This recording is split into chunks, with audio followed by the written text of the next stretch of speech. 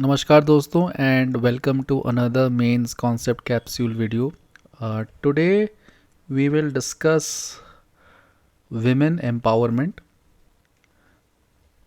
This topic is very close to my line of work and it is also very close to my heart. I'll explain in detail what women empowerment stands for. It's a term that's not just about rights, but it's also about power, access, dignity, and development of women. This topic has relevance in social issues, in governance, and in essay also. A question might be asked on women, and it's important to have a holistic understanding of women empowerment conceptually, with facts and key models that are associated with women empowerment. Firstly, before deep diving into any topic like per se women empowerment, we should understand what women empowerment means. So UN Women has, which is an UN body, it has defined women empowerment, and we have to be cognizant when we use definitions, especially in mains answer writing. If you can quote the exact definition from official sources, like in this case UN Women, then it's a big plus. So as you can see, women empowerment refers to the process of equipping women with power, agency, and autonomy to make life choices and participate equally in social, economic, and political spheres. First is power. So पहले आप महिला को power दो, उसको सशक्तिकरण के नज़रिए से देखो. बिकॉज एक बार आपको पावर दे दोगे, then women will have agency. मतलब एजेंसी मीन्स अपने आप में एक्शन ले पाना. So once you have power, then you can have agency. और एक बार आप एक्शन लेके काम करते हो, तो they should be significant autonomy. Autonomy means that no one else, especially men, should be interfering in their progress and development. And women have been making a lot of strides, and women are equal to men, and our social structures should enable women to participate equally along with men in every domain. So this definition gives us clarity on what women empowerment means: power, agency, and autonomy. These three keywords are very important, because with power you build agency, means courage and volition to act.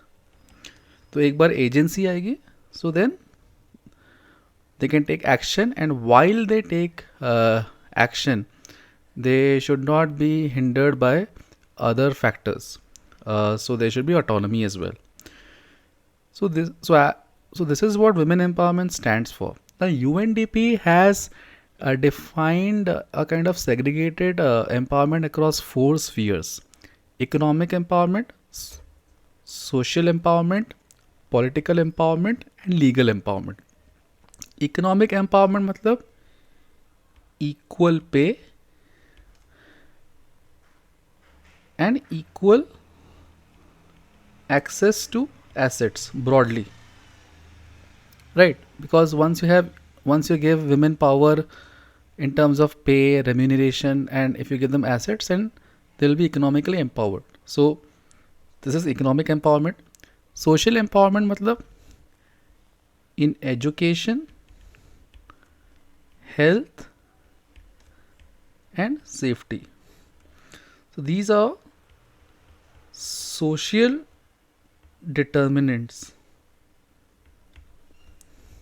right? Then we have political empowerment. Political empowerment means representation in decision making bodies like your panchayati raj institutions, general governance, and so on and so forth. Because women because only when women are uh, in good political offices, then while policies are made, their representation will be crucial, because their inputs will take into cognizance what women face in society in general. So we need to politically empower women as well. And then there is legal empowerment, which is equal access to justice and legal literacy. So again, it's as per UNDP's definition. So if you kind of build a mental map of what empowerment is in terms of economic, social, political, and legal, so it will be easier for you to remember as well, and to explain in any answer which directly or indirectly calls for it. Then there are also constitutional provisions like Article 14, which talks about equality before law. Article 15.3, where the state can make special provisions for women and children, right? And there is 39D, which is equal pay for equal work. So this is a DPSP, or Directive Principles of State Policy, and Articles 14 and 15.3 are fundamental rights. So we have constitutional provisions as well, which kind of have space for promoting women empowerment. Now this I'm covering this topic not only because women empowerment is a very relevant topic for mains, but also for the fact that every year there is a very famous report which goes by the name Global Gender Gap Report. It's released by World Economic Forum, and it's released every year, and they give a broader context of how women stand in today's world, and progress has been done by various countries, including India's, in making sure that the gap is between men and women are closed. So overall, WEF has basically made 4 pillars, which is health and survival, education, economic participation, and political empowerment. So under these 4 pillars, WEF has kind of given a picture of where the gap is. So this is the overall global status, where they are stating that 65% gap is closed or addressed, and where means there is still 31.5% gap that exists between men and women across overall parameters. Health and education, again, significant gap is closed, as you can see. Economic participation, there is a lot to be done, and political empowerment, a lot has to be done. And Global Gender Gap Report states that with the current progress, it will take 130 years to close all gaps and achieve gender parity. So this is what again, you can give your opinion in the comment section on do you think we should take 130 years for this to happen, or there should be greater action. So please leave your comments in the comment section. So this is important, and it's good to have a macro picture of where women stand and what progress has been done by different state and non-state actors. Uh, Now we will focus on India status. So India's rank is not good. So we are 127 out of 146, right? We are the fourth largest economy, but when it comes to gender gap, we are we have a lot to cover. So the report says that the female labor force participation is actually, this is as per current figures, it is 40%, close to 40% of latest PLFS data. World Bank says 32%, but in answers always quote the official sources of the government, which states that it is around 40%. So this is where we stand. Underrepresentation in parliament is there. For example, 15% Lok Sabha seats are taken by women. So that this correlates with political empowerment, right? So so this is something that needs to be addressed, and it also states that digital divide and wage gaps still persist. Uh, so again, this is the World Economic Forum's assessment for India, and this is where we are at now. We know that there is a lot to be done to close the gap. So in that regard, the government has brought about a lot of schemes. So what we'll do is we'll discuss those schemes in brief. We'll not deep dive into each of the individual schemes, but what I've done is I've bucketed it under economic, then social, then political and digital, for you to again easily remember and internalize the concepts better. So we'll start with what all government schemes are there from the lens of economic empowerment. So a major scheme is Stand Up India.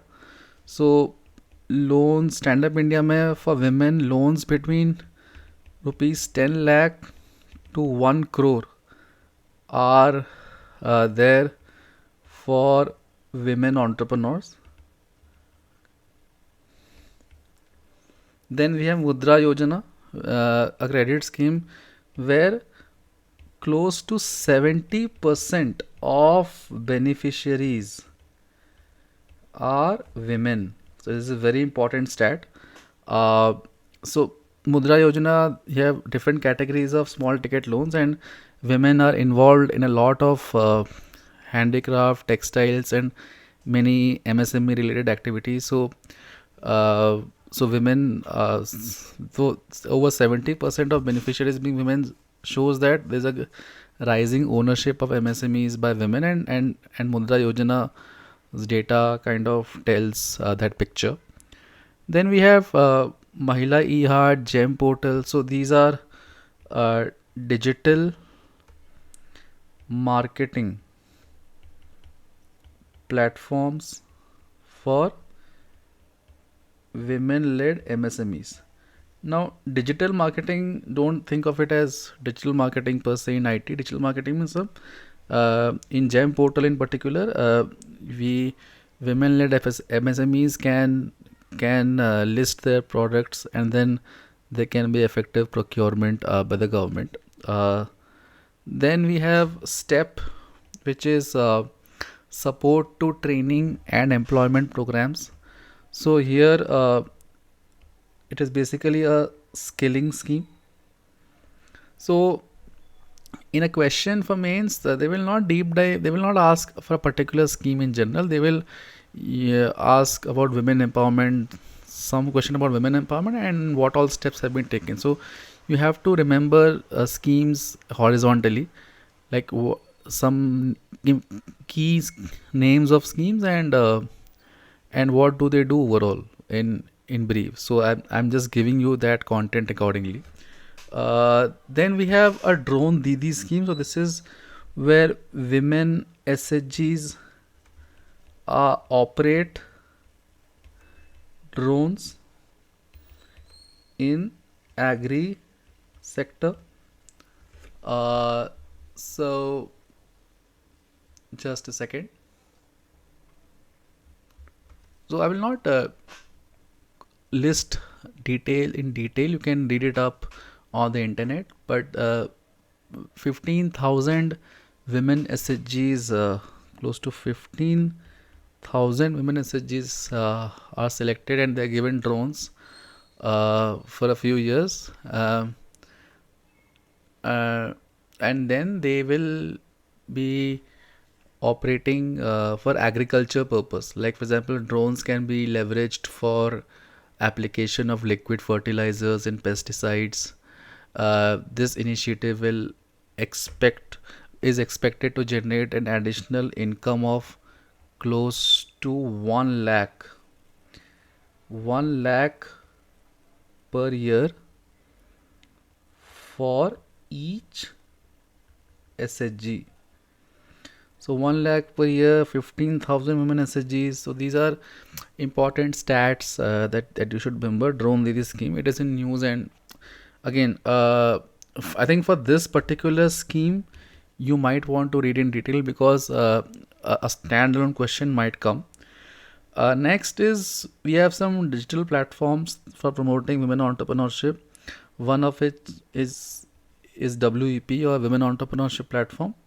I think right now close to 40,000 women entrepreneurs are registered there. This is a public-private partnership where Niti Aayog is one stakeholder. I am mentioning this because I was one of the kind of founding members for this platform. So please check this out. Web.gov.in. I was managing the platform, and I'll not go deep into this for the purpose of this video because we have other topics to cover. But these are some of the schemes that have been covered by, or that are launched by the government for economic empowerment. Then we move on to government schemes for social empowerment. So you must be knowing Beti Bachao, Beti Padhao. It's a campaign which focuses on survival, protection, and education of girl children. Sukanya Samriddhi Yojana. It's a saving scheme for girl child. Again, in detail, a question might not come, but there are basically it's a scheme where you have tax benefits if you create a savings account for girl children, and there are a lot of other nuances. You can look it up on the internet. Then we have on health, because we have social, right? So social mein health also comes. So Poshan Abhiyan, targeting anemia and malnutrition among women. It is fairly self-explanatory. Ujjwala 2.0, LPG for rural women. Now, women use chulhas in many rural households, and there's a lot of pollution, smoke that comes with it. So to reduce the drudgery, government has provided for free LPG connection so that women can cook with dignity and not have adverse health effects that they otherwise would have if they were not using LPG. So again, a very important scheme, and it's a flagship scheme. So you should remember this well. Then we move on to schemes that take into account political and digital empowerment. So 33% reservation in Lok Sabha and state assemblies. This is Lok Sabha plus state legislative assemblies. This will be operationalized post delimitation. So whenever the next delimitation exercise happens, then this 33% reservation in seats for women in Lok Sabha and state legislative assembly will be done. And of course, once this is done, so then we will have what? More political empowerment, which India is lagging as per the Global Gender Gap report. Then we have other institutional mechanisms where government has helped. For example, the 73rd Amendment, the historic 73rd Amendment Act, which brought about the Panchayati Raj institutions. And there we have, you must have read in Lakshmikant polity, we have 1/3 reservation for women in PRIs across all tiers, and in total there are over 14 lakh elected women representatives at the grassroots. So again, a very important stat to remember. Then we have one-stop centers, we call it Sakhi, where support to women is provided who face violence. So we have one-stop centers for support to women who face violence. Then we have Disha, which is Digital Saksharta Abhiyan. Digital Sakshart Abhiyan. And this promotes digital literacy. Then we have the Jan Dhan Aadhaar Mobile Identity, where we have DBT scheme, and wherever there are accounts of women open, then direct benefit transfers or direct money is transferred to their accounts. So that's also a plus, a scheme, a very important scheme actually. So yeah. So these are some of the initiatives across. First we discussed economic schemes, social empowerment schemes, and then political and digital empowerment schemes. I've given a snapshot. If you can remember more than this, then well and good. But I've given you a snapshot of major schemes that fall under the three buckets, the four buckets: economic, social, political, and digital. Now challenges are there. Government is trying, even the social sector is trying, society is trying, but there are still challenges, and most of the challenges are societal. First and foremost, there is patriarchal norms, right? I mean, patriarchy really drives the mindset in society, and which creates to a lot of accessibility and other social barriers to women. You might have a lot of schemes in place, but if the head of the household is a strict male, and so he might not allow women to even enroll for these schemes. So you have interventions on the supply side, but if on the demand side, if women are not even allowed to enter or go outside of the household, then not much can be done. So the patriarchal mindset is a big challenge.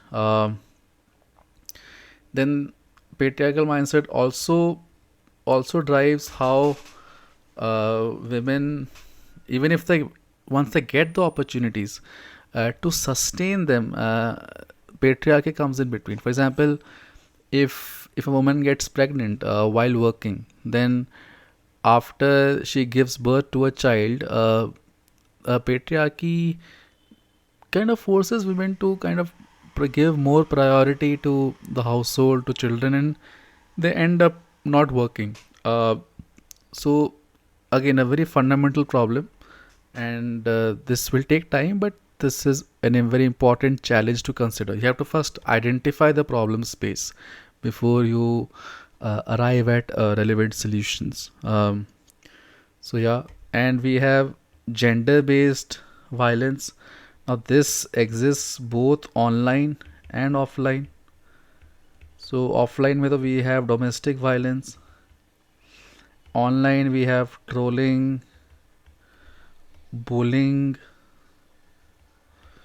and different cyber crimes that kind of instigate uh, different forms of violence against women, and they really are a very strong deterrent to women to doing anything off the chart. So this is also very important. Unpaid care work, again, as a barrier. Limited asset ownership, very important. Now there's a very important stat where 14% of rural land is women owned. Only 14% of rural land is women owned. So uh, again, a big setback, and limited asset ownership is something which is important to consider. Then we have intersectional disadvantages, intersectional inequalities.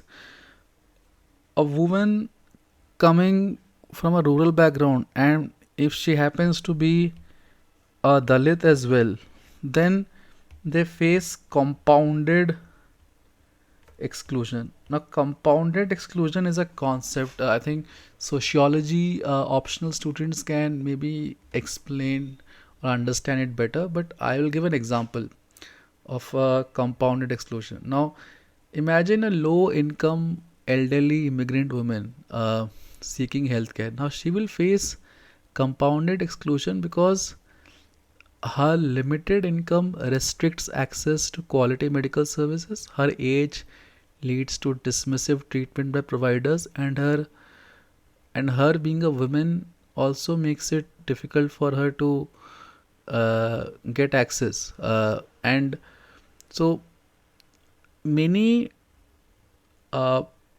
factors, like if one factor basically feeds into the other factor.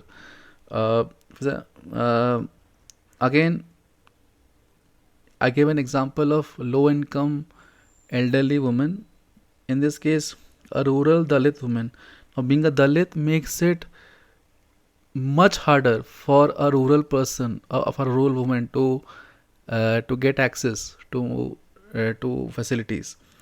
Similarly, if a person is already from a rural background, if a woman is already from a rural background, and uh, being a Dalit makes it much more harder. So this is the kind of intersectional disadvantage that exists. Uh, Rural, if I'm a Dalit, then anyways, or from a lower caste, it anyways makes it difficult. But being a woman makes it even more difficult for a Dalit or other members belonging to lower caste in India to even have access and agency to operate. So this is also compounded exclusion is a very important phenomena. So being a woman, basically being a woman makes it difficult for her, basically accentuates other factors, uh, be it tribal, be it rural. So each factor feeds into the other. So it that makes the exclusion very compounded. So what to do? Now we have discussed what women empowerment is. We discussed key concepts pertaining to how women empowerment can be measured across economic, social, political, digital. Then we uh, moved into different kinds of schemes launched by the government across these important pillars. And then we had a view into the obstacles that is obstructing true empowerment for women. Now, way forward. Way forward में what we can do, so government के पास schemes तो है ही, but AI and other new age technologies which will decide the future of work. So it's important to make the right intervention so that ठीक है, the past might have not been so good, at present we are trying, but we can make future proof interventions so that down the line women are not left behind. So we have AI, we have other sunrise sectors. My favorite is green jobs or circular economy, where I think women can be very relevant stakeholders. Now AI will require STEM, so STEM is science, technology, engineering, mathematics. So already a lot is happening, but more needs to be done. Infra support. Already we have crashes at workplace, safe mobility, and menstrual hygiene. These are some of the social infra support, where some hard infra like crashes, safe mobility, so that women can go to work, participate in economic activities without having to face challenges. Gender budgeting is something which is a part of the syllabus, and we have already government does factor into it. In fact, 5% of total union budget in 2024-2025, which is roughly equivalent to 2.78 lakh crores, was done for women, was allocated for women. So this is spread across multiple schemes.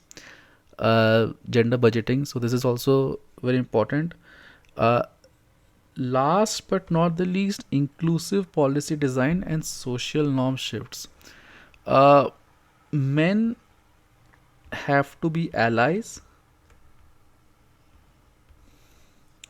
and changes in societal norms have to be inclusive.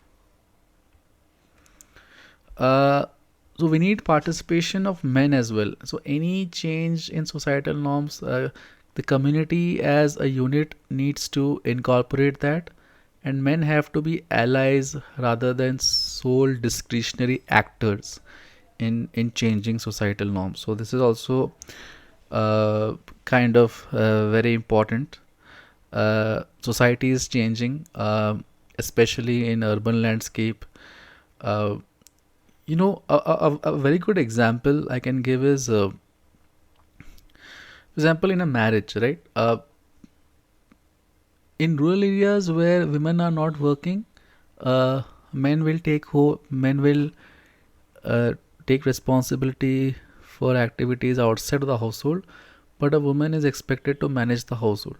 But in urban areas where both men and women work, you will see a very interesting trend where a lot of activities are shared. We have shared activities. So there's one of my friend, he and his wife, he distributes household activities. So he will do the dishwashing, cleaning, etc., right? And so this is done by the husband, and the wife will do cooking, so, and other activities. So they will distribute activities amongst each other, and this is reflective of the changing societal norms where men and women are both working. in an urban setting. In fact, in a few cases, women are earning more than men in a household. So that so any changes in societal norms where they kind of, in this case, distribute activities or share activities, so men have to be allies. Men should not dictate, but kind of inclusively participate with women in deciding these social norms. So linkages for mains exam, GS-1 role of women and social empowerment, GS-2 government policies interventions, GS-3 inclusive growth skill development. Essay, a topic can come, empowering women is empowering society. So a 1,000-word essay, you have to now build up a storyline. So whatever I have mentioned, like what women empowerment stands for, uh, key stats in the global gender gap report, government schemes, what all has happened across economic, social, political and digital, what are the key challenges that women face on their road to empowerment, way forward. So these points will come in handy when you write essays. So again, this topic is very relevant because not only you can expect 10 or 15 mark questions in mains, an essay question might also come. So you will have to uh, like plan accordingly and memorize important things. uh, Closing thought, women empowerment is both a goal and a catalyst for development. uh, Progress is visible but uneven, needs sustained policy and social reform. So these can be your closing conclusion points uh, when you write end an answer. uh, I I would also like to add to what is here, that empowerment is not just a policy measure, it's a mindset revolution. Like beyond policy, there needs to be a change in mindset, and then only you can have achieve parity between men and women. I mean, we are closer than ever to bridge the gender divide, but every delayed step, there's a the, the quote, every delayed step is a denied right. So you can conclude your answers in this way. So be the change. I think as a society also we need to be the change you want to see. So we should support equality at every levels. Uh, that's all. That's all I wanted to share or discuss on women empowerment. Please like, share, subscribe if you believe in my channel and my videos. I will also be posting, apart from the mains concept capsule, some interesting research findings that I do as a part of my work, as well as and personal reading on social issues. So do watch out for that. And yeah, that's it from my side, and thank you all.